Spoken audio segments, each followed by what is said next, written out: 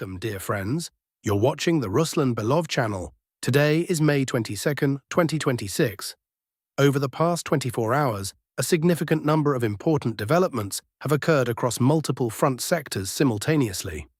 Before we get into the analysis, the usual request. Please subscribe to the channel and hit the bell notification. Military analytical content is deliberately suppressed and shadow banned by YouTube's algorithms, which means your subscriptions and notifications are the only reliable way to receive our updates on time. Supporting the channel takes just 1 second. Zaporizhzhia sector, Verkhnya Tersa, settlement falls under full Russian control. The main story of the day is the confirmed establishment of full Russian army control over the settlement of Verkhnya Tersa in eastern Zaporizhzhia Oblast. The eastern group of forces published corresponding footage showing Russian servicemen raising the tricolour flag across various parts of the settlement. Based on these materials, mappers have fully shaded Verkhnya Tersa in red. That said, one important nuance must be noted.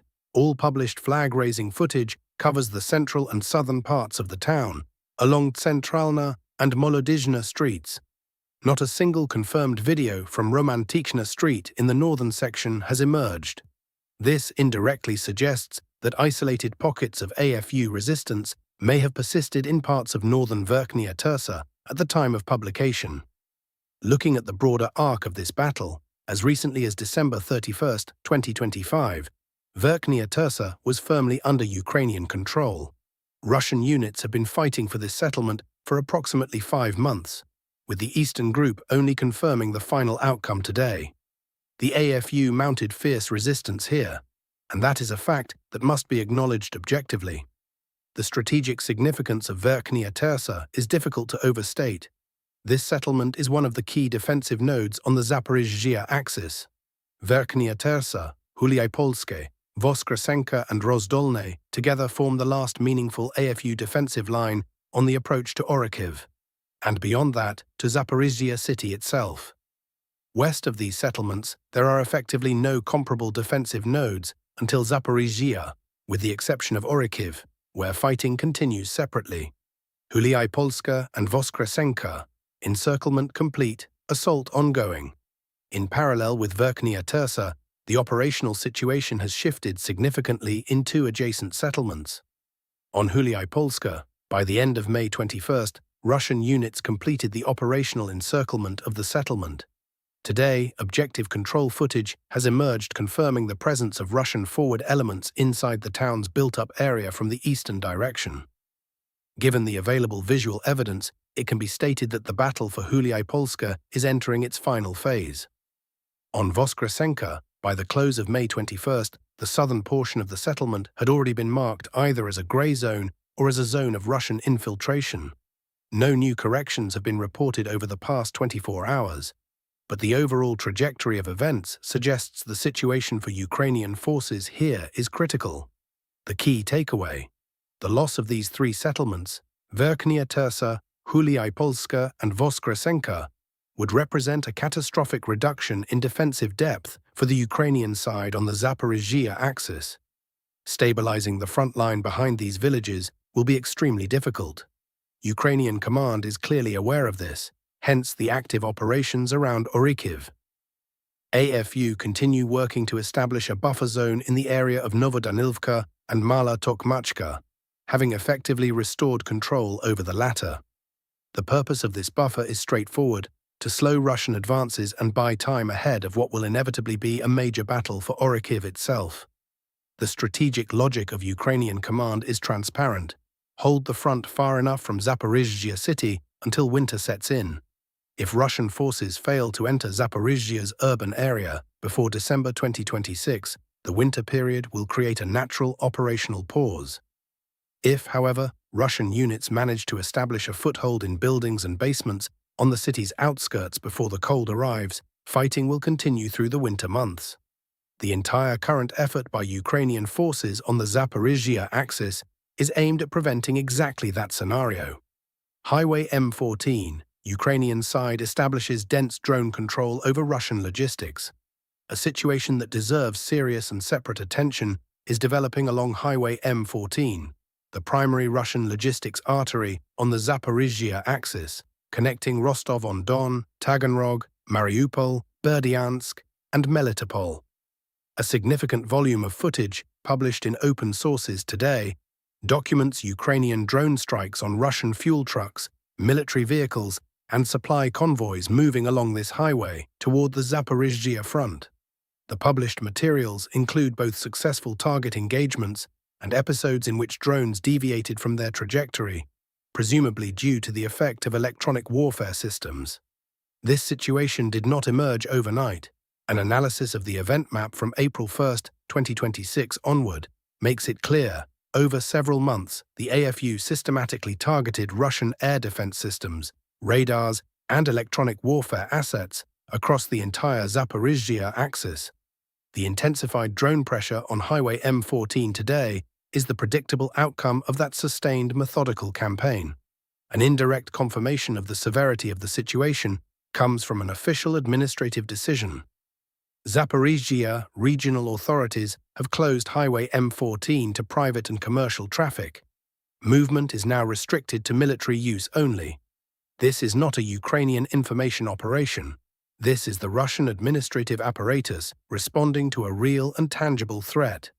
The question of how the Russian side will resolve this logistics problem in the middle of an active offensive remains open. Dobrovolska sector, Vasilivka, Belitska. On the Dobrovolska axis, following an extended period of relative quiet, the first map corrections in several days have been recorded. Russian units have established a foothold on the eastern outskirts of the small village of Vasilivka and continue expanding their bridgehead north of the Hrishanka River. The corrections are based on footage published by the Ukrainian side documenting strikes against Russian forward positions. Separately, on Belitska. This settlement remains one of the most fiercely contested nodes along the entire Dobrovolska front. Fighting has been continuous here since December 2025. According to open-source reporting, the town changed hands multiple times over several months, alternately recorded as Russian-controlled or Ukrainian-controlled, depending on the source. In practice, after 5 months of combat, the front line in Belitska has moved a minimal distance. Russian forces, per mappers, hold the southeastern and southern outskirts. The core of the built-up area remains under AFU control. Today brings reports of an attempted flanking movement around Belitska from the north. If confirmed, this could meaningfully shift the situation at this sector in the coming days. 5 months of attritional urban fighting have built up enormous pressure on the Ukrainian defensive position here, Druzhkivka-Dobrovolska sector. At the junction of the Druzhkivka and Dobrovolska directions, Russian units continue infiltrating northward toward the settlements of Zoloty Kolodyaz, Veselivka, and Hruske. Beyond the reconnaissance and sabotage groups that have been operating in this area previously, artillery and aviation assets are now being employed with increasing frequency. This escalation of firepower indicates that Russian command is focused on accelerating the pace of advance on this axis. Kostiantynivka. The battle for Kostiantynivka continues without significant changes for the second consecutive day. No corrections have been recorded in the past 24 hours. Nevertheless, the broader picture is worth noting. Since December 2025, the western and southwestern parts of the city have largely passed under Russian army control, or are in the final stages of doing so. Kostiantynivka stands as one of the most grueling engagements of the entire conflict. Even measured against Bakhmut, Pokrovsk, and Toretsk, the fighting here has proceeded with exceptional tenacity on both sides. Kramatorsk axis. No significant changes to the front line have been recorded on the Kramatorsk sector over the past 24 hours. Russian forces continue conducting intensive strikes against urban infrastructure. Footage is being published showing Geran-type strike drones targeting logistics facilities and warehouses in the Kramatorsk area. Aviation strikes are also being recorded. This reflects a systematic effort to degrade the AFU's defensive capacity on this axis, ahead of a potential intensification of ground operations. Lyman axis. On the Lyman axis, minor corrections have been recorded in the eastern part of the city over the past 24 hours. Russian units have improved their positions along Vatutina and Ukrainska streets. One episode from published footage documenting Ukrainian strikes in this area was geolocated to this exact location. For general situational context, the Chief of the General Staff of the Russian Armed Forces previously stated that Russian forces control approximately 85% of the city. This figure is not reflected on any independent mapping source. However, the fact of documented advances in the eastern residential districts is confirmed by the published visual record. Kharkiv axis, Orikhiv, Budarki, Vovchansk. The operational situation on the Kharkiv sector remains active. The northern group of forces reports two key developments. First, Russian forces are conducting an active assault on the settlement of Orikhiv. According to the latest data, Russian units have concentrated their effort here rather than pushing toward Kharkiv, indicating an operational reorientation has taken place. Second, in the area of the village of Budarki, Russian units have advanced approximately 1 kilometer in depth. Movement continues along the Vovcha River, and establishing full control over this waterline represents one of Russia's current operational priorities on this axis. At the same time, the AFU is conducting active counterattacks in the Vovchansk area. The Ukrainian objective is to cut off the so-called Verkhnopisarivka pocket and prevent the Russian grouping from breaking into the rear of Ukrainian units in the Bilyi-Kolodiaz area. To this end, AFU forces are counterattacking in the vicinity of Staritsa and Bukrovatka, as well as toward the settlements of Vovcha, Lyman and Tsehelny, in the direction of Sinelnikove. An additional development on the Kharkiv axis. Movement along a section of the Kharkiv ring road between Lizna and Bobrivka has been officially restricted. Russian forces have established fire control over this stretch of road, making movement along it directly life-threatening. Northern Kharkiv axis, Khranov and Shevchenkov. On the northern Kharkiv sector, Russian forces continue expanding their bridgehead north of Kozacha Lopan. The northern group of forces confirms improved positions in the settlement of Khranov. Earlier in April, advances were recorded in the Veterinan area. That section was already corrected on the map. Current efforts are concentrated on Khranov and Shevchenkova. The geography here matters. Khranov, Shevchenkov and Kozacha Lopan effectively form a single continuous built-up area with no meaningful breaks or open ground between them. Any advance in Khranov automatically places Russian units on the northeastern approaches to Kozacha Lopan itself. This direction is likely to develop further. Sumy axis, Zaporizhzhia, Ivolzhanska, Highway H07. On the Sumy front sector, Russian forces are intensifying strikes using both aviation and drone assets. A substantial volume of footage documenting aerial bomb strikes against AFU positions has been published over the past 24 hours. A strike has been recorded against an energy infrastructure facility in the northern part of Sumy city, specifically an electrical substation. On the ground, the northern group of forces reports advances by Russian units within the settlement of Zaporizhzhia, with fighting ongoing in residential built-up areas. Additionally, select pro-Russian sources report that Russian units have entered the settlement of Ivolzhanska, opening a contest for Highway H07, the key road artery on the broader Sumy axis.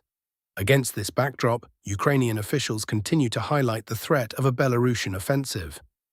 Zelensky is again drawing attention to the Belarusian vector.